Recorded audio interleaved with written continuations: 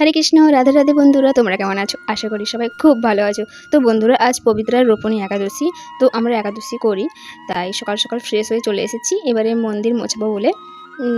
तो बंधुरा आमी जल निये चले एसेछि आर बासनपत्र सब धुए निये चले एसेछि। तो एबार मंदिर मोछाबो।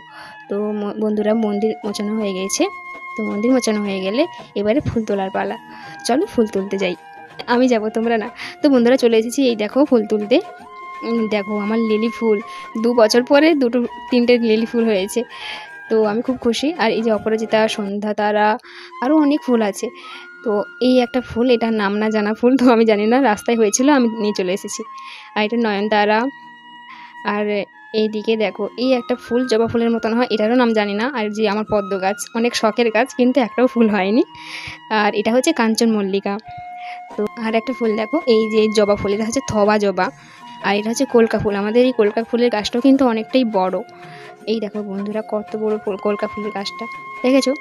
তো এবার চলে এসেছি মেন আকর্ষণীয় এইটা হচ্ছে আমাদের টগর ফুলের গাছ। টগর ফুলের গাছটা এত বড় বন্ধুরা তোমরা ভাবতে পারবে না, অনেক বড় টগর ফুলের গাছ, প্রচুর পরিমাণে ফুল হয় যে কি বলবো, অনেক বড় ফুলের গাছটা। তো আমার খুব সুন্দর লাগে বন্ধুরা। আমি এই যে ফুল তুলে নিচ্ছি এবারে ফুল তোলার হয়ে গিয়েছে। তো এটা হচ্ছে 1 টাকা ফুল। আর আমার বাবা এখনও ফুল তুলছে। তো আজ আমি মালা গাঁথবো যেহেতু একাদশী, শুধু একাদশী নয় আমি প্রায় মালা গেঁথে করাই আমার রাধা গোবিন্দকে।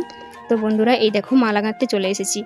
তো আমার আজকে অনেকগুলো মালা গাঁথতে হবে কারণ একটা ঠাকুমার বাড়িতে দেওয়ার কথা আছে, তাদেরও রাধা গোবিন্দ এসেছে।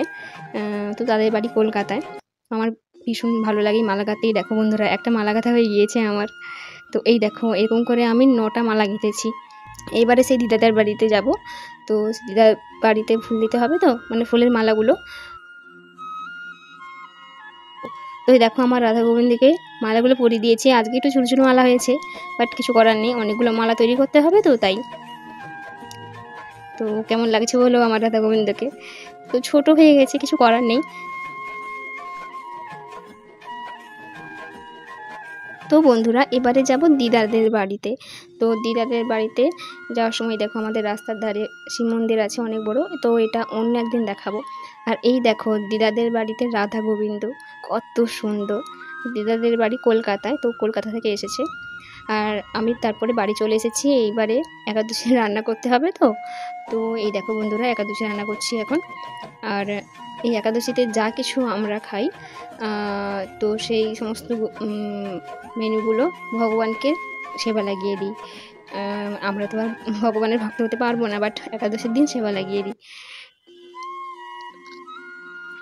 তো বন্ধুরা তোমাদের এই ভিডিওটা কেমন লাগলো অবশ্যই তোমরা কমেন্টে জানিও। আর অনেক দিন পরে আমি যেহেতু ব্লগ বানালাম, তোমাদের যদি ভালো লাগে অবশ্যই লাইক কমেন্ট শেয়ার করো। হরে কৃষ্ণ রাধে রাধে।